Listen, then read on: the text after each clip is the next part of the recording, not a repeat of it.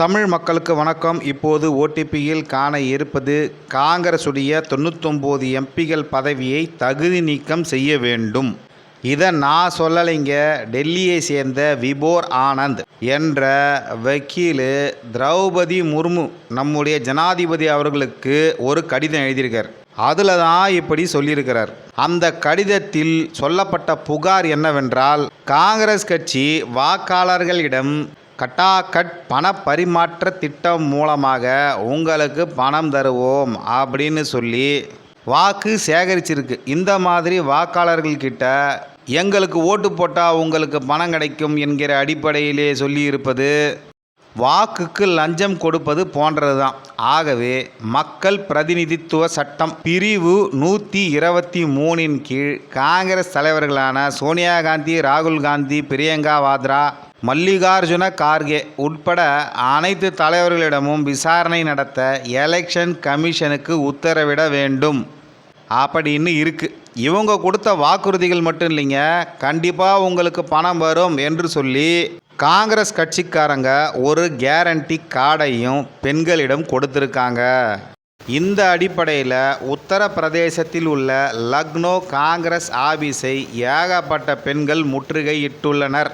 Guarantee card வாங்கின பெண்கள் காசு எப்போ அக்கௌண்ட்டில் போடுவீங்கன்னு கேட்டிருக்காங்க. கேரண்டி கார்டு வாங்காத பெண்கள் எங்களுக்கும் கேரண்டி கார்டு கொடுங்கன்னு கேட்டிருக்காங்க. அதாகப்பட்டது காங்கிரஸ் கொடுத்த வாக்குறுதியில் ஒன்றான மாதம் 8500 ரூபாயும் வருஷத்துக்கு 1 லட்சம் ரூபாயும் பெண்களுக்கு போடப்படும் திட்டத்தின் கீழ் உங்களுக்கெல்லாம் பணம் தருவோன்னு சொல்லி தான் அந்த பெண்கள்கிட்ட உத்தரவாத அட்டையை கொடுத்துருக்காங்க. இதையெல்லாம் நம்பி ஓட்டு போட்ட பெண்கள் தான் எங்களுடைய காசு எப்போ வரும்னு கேட்பதற்காக காங்கிரஸ் அலுவலகங்களை முற்றுகையிட்டுள்ளனர். இதில் ஹைலைட் என்னன்னா, அது மாதிரி வந்த பெண்கள் பெரும்பாலானோர் இஸ்லாமியர்கள். எனக்கு ஒரு சந்தேகம், நீங்கள் வந்தால் இவ்வளோ பணத்தை தருவன்னு பொய்ய சொல்லி ஓட்டு கேட்டீங்க, அதெல்லாம் சரி. பெண்களுக்கு மாதம் 8500 ரூபா, வருஷத்துக்கு ஒரு தடவை 1 லட்சம் ரூபா அக்கௌண்ட்டில் போடுறேன்னு சொன்னீங்களே, அது எல்லா பெண்களுக்கும் தானே? ஏன் முஸ்லீம் பெண்கள் மட்டும் உங்கள் கட்சி ஆஃபீஸுக்கு வர்றாங்க? ஏன்னா திட்ட அடிப்படையில் எல்லா பெண்களுக்கும்னு சொல்லிவிட்டு இந்த கேரண்டி கார்டை முஸ்லீம் பெண்கள்கிட்ட மட்டும் கொடுத்துருக்கீங்க.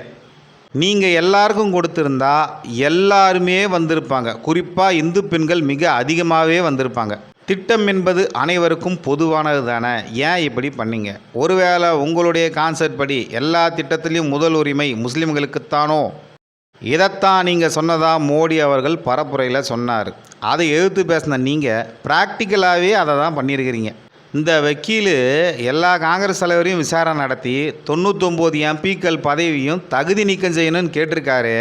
ஒருவேளை எலெக்ஷன் கமிஷன் அந்த 99 பேருடைய பதவிகளையும் தகுதி நீக்கம் செய்துவிட்டால் எப்படி இருக்கும் யோசிச்சு பாருங்கள் மக்களே. பிரதமர் மோடி அவர்கள் ஏற்கனவே காங்கிரஸை கலாச்சிருக்காரு. எப்படின்னா 2014, 2019, 2024 இந்த 3 பாராளுமன்ற தேர்தல்கள்லையும் காங்கிரஸ் பெற்ற எம்பிக்களின் எண்ணிக்கையை விட இந்த ஒரு முறையில் பிஜேபி பெற்ற எம்பிக்களின் எண்ணிக்கை அதிகம். இப்படிப்பட்ட ஒரு மோசமான சூழ்நிலையில் மிக பயங்கரமான கருத்து திணிப்புகள்லாம் பண்ணி ஏகப்பட்ட கட்சிகள் சேர்ந்து இந்தி கூட்டணி தான் ஜெயிக்கும் என்கிற பிம்பத்தையும் உருவாக்கி காங்கிரஸ் முட்டி மோதி 99 சீட்டு வந்துக்குது. இப்பயும் 100 தொடலை. இந்த 99 சீட்டையும் கேன்சல் பண்ணி போட்டாங்கன்னா அவங்க நிலைமை என்ன மக்களே? இது மட்டும் நடந்துட்டா ஊபியில் மறுபடியும் பரபரப்பு தொத்திக்கும். இந்த வாட்டி பிஜேபி மாங்குன்னு வேலை செஞ்சு எக்ஸ்ட்ரா ஒரு 30 சீட்டை யூபியிலே அடிச்சிடும். அடுத்ததாக கர்நாடகாவையும் விடாது. இவங்க எந்த பிஜேபியால் மெஜாரிட்டி பெற முடியவில்லைன்னு சொன்னாங்களோ அந்த மெஜாரிட்டியை இடைத்தேர்தல் நடத்தியே பிஜேபி பெற்றுவிடும். காங்கிரஸ் ஊபிஸ் எல்லாம் ஐயோ அம்மான்னு கதறி துடிக்க வேண்டியது தான். அந்த வக்கீல் கொடுத்த புகாரை திரௌபதி முர்மு அவர்கள் எப்படி எடுத்துப்பாங்கன்னு நமக்கு தெரியலை. அவங்க எலெக்ஷன் கமிஷனுக்கு ஆர்டரை போட்டு இந்த எம்பிக்களெல்லாம் கேன்சல் பண்ணுங்கன்னு சொல்லுவாங்களா என்பதும் சந்தேகம்தான். இருந்தாலும் ஒருவேளை இப்படி நடந்து விட்டால் கொஞ்சம் நினச்சி பாருங்கள். இந்தியா முழுக்க உள்ள பிஜேபி தொண்டர்களுக்கு இதை விட மகிழ்ச்சியான செய்தி வேறு எதுவுமே இருக்காது.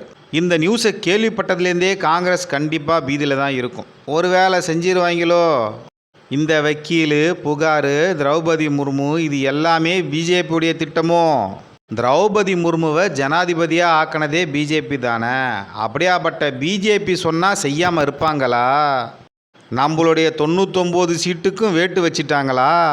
சேச்சே, பிஜேபி அப்படிலாம் செய்யாது. இல்லை செஞ்சாலும் செய்யும் என்று பலவிதமான மன உளைச்சலுக்கு ஆளாகியிருப்பாங்க. சந்தேகமே இல்லை. நன்றி, வணக்கம்.